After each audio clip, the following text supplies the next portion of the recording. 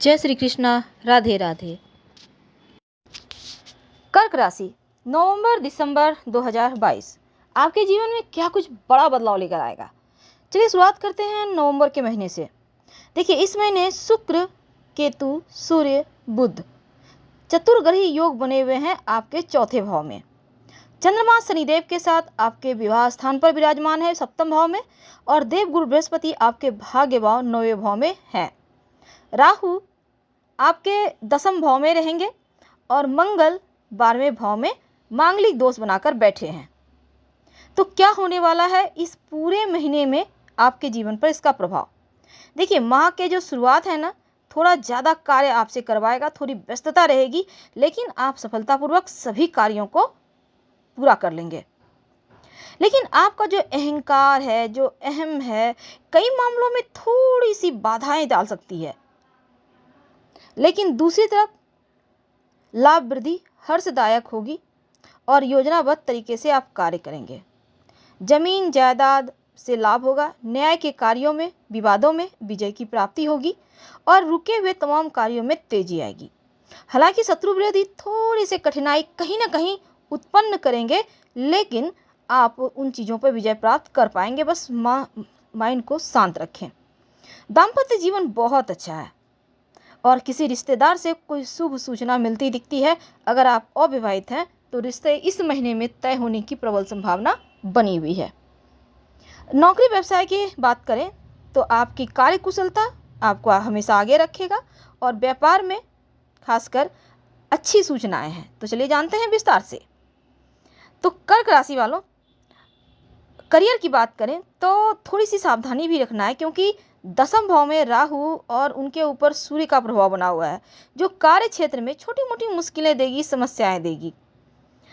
आप अपने कार्यस्थल पर किसी से झगड़ा ना हो जाए, इसका ध्यान रखिएगा, और नहीं तो फिर नौकरी में परेशानी होगी या फिर यहाँ पर टेंशन होगा। लेकिन नौकरी की स्थिति दोबारा से अच्छी हो सकती है। कब? जब 11, 13 और 16 नवंबर को सूर्य, बुध और शुक्र का राशि परिवर्तन होगा। हालांकि थोड़ी सी मानसिक टेंशन है, शांत बनाए रखें शांति। और छठे भाव के स्वामी देवगुरु बृहस्पति के नवम भाव में होने से आप जो भी प्रयास करेंगे नौकरी में वो बेहतर हो जाएगा। और वैसे तो ट्रांसफ़र के भी योग बने हुए हैं। अगर आप व्यापारी हैं तो शुरुआत में छोटे मोटे उतार चढ़ाव है। सप्तम भाव के स्वामी शनि सप्तम भाव में ही रहेंगे। व्यापार में व्यवहार आपके व्यवहार से चीज़ें स्थिति बढ़िया होगी, वरना उतार चढ़ाव थोड़ा हो सकता है। स्पष्ट बोलिए, लेकिन कड़वे बोलने से बचिए। भाग्य स्थान पर देवगुरु बृहस्पति के रहने से आप हर समय सही निर्णय ले पाएंगे और चीज़ें बेहतर हो पाएगी। धन की बात करें तो नवम भाव में देवगुरु बृहस्पति बैठे हैं, एकादश भाव पर बुध शुक्र की दृष्टि है। तो ये समय आर्थिक रूप से मजबूती तो देगा, क्योंकि इनकम आपकी बढ़ेगी। लेकिन द्वादश भाव में वक्री मंगल के रहने से थोड़े खर्चे भी बढ़ेंगे। हालांकि इनकम बढ़ रहे हैं, आप जितना कमाएंगे वो खर्च भी होता दिखेगा। बुध और शुक्र के पंचम भाव में रहने से, एकादश भाव को देखने से आपके इनकम बढ़ेंगे। महीने के उत्तरार्ध में सूर्य देव आपके पंचम भाव में आएंगे तो थोड़े बहुत खर्ची में कमी दिखती है। लेकिन स्वास्थ्य की बात करें तो थोड़ा सा ध्यान रखना है, क्योंकि शुरुआत में द्वादश भाव में मंगल है और दसम भाव में राहु, सप्तम भाव में शनि की उपस्थिति, चौथे भाव पर 4 ग्रहों का प्रभाव स्वास्थ्य के मामलों में थोड़ा सा आपको ख्याल रखने के लिए कहता है। अब देखिए, देवगुरु बृहस्पति आपके प्रथम भाव पर दृष्टि डालेंगे तो आपको मजबूत इच्छा शक्ति देंगे स्वास्थ्य की समस्याओं से लड़ने में। मंगल देव के द्वादश भाव में, एकादश भाव में आ जाने से महीने के उत्तरार्ध में काफ़ी हद तक स्थिति बढ़िया रहेगी। और शनि का सप्तम भाव में रहना किसी बड़े बीमारी को जन्म लेने की इशारा करता है, तो अपने स्वास्थ्य संबंधी चीज़ों को आपको नज़रअंदाज नहीं करना चाहिए। चलिए जानते हैं प्रेम और वैवाहिक जीवन। देखिए, पंचम भाव पर बुध शुक्र का प्रभाव है, तो प्रेम जीवन में प्रगाढ़ता आएगी, एक दूसरे के रंग में रंगते नजर आएंगे, आपकी केमिस्ट्री बढ़िया रहेगी, आपके रिश्तों में प्रेम बढ़ेगा। हो सकता है आप उनसे विवाह करने के चाहें, लेकिन मंगल महाराज वक्री होकर आपके एकादश भाव में जाएंगे, तब प्रेम जीवन में छोटी मोटी मुश्किलें आएगी, हालांकि उनसे आप बाहर निकल आएंगे। वैवाहिक जीवन की बात करें तो सप्तम भाव के स्वामी शनिदेव आपके सप्तम भाव में विराजमान है, तो अनुकूल स्थिति है। लेकिन पारिवारिक जीवन में छोटे मोटे तनाव है, दाम्पत्य जीवन में तनाव है, जीवन साथी के स्वास्थ्य की मुश्किलें ना परेशान करें, इसका ध्यान रखिएगा। और आप देवगुरु बृहस्पति की दृष्टि आपको इन चीज़ों से बाहर निकलने में हालांकि मदद करेगा। सूर्य 16 नवंबर को जैसे ही आपके पंचम भाव में आकर एकादश भाव को देखेंगे तो छोटा सा अहंकार है, लेकिन अहंकार वो समाप्त हो जाएगा धीरे धीरे। संतान के लिए हालांकि कोई बढ़िया खुशखबरी दे रहा है, संतान प्राप्ति के योग बने हुए हैं या संतान से आपको लाभ होता दिखेगा। बात करते हैं आपके पारिवारिक जीवन की। तो देखिए, आपके दूसरे भाव के स्वामी सूर्यदेव चतुर्थ भाव में है। कुटुंब की स्थिति बढ़िया रहेगी, लेकिन कुटुंब की गतिविधि के कारण थोड़े खर्चे बढ़ेंगे।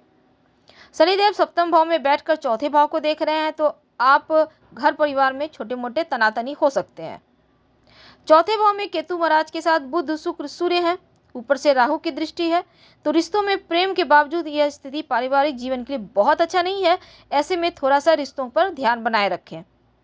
अगर आप विद्यार्थी हैं, पढ़ाई लिखाई कामकाजी हैं, तो आपके काम पर इसका असर पड़ेगा। छोटे भाई बहनों को पूर्ण सपोर्ट मिलेगा और महीने के उत्तरार्ध में अपनों का सपोर्ट मिलेगा। घर का माहौल बहुत हद तक आपके पक्ष में आ जाएगी। क्या करेंगे नवंबर के महीने में कि चीज़ें बढ़िया हो जाए?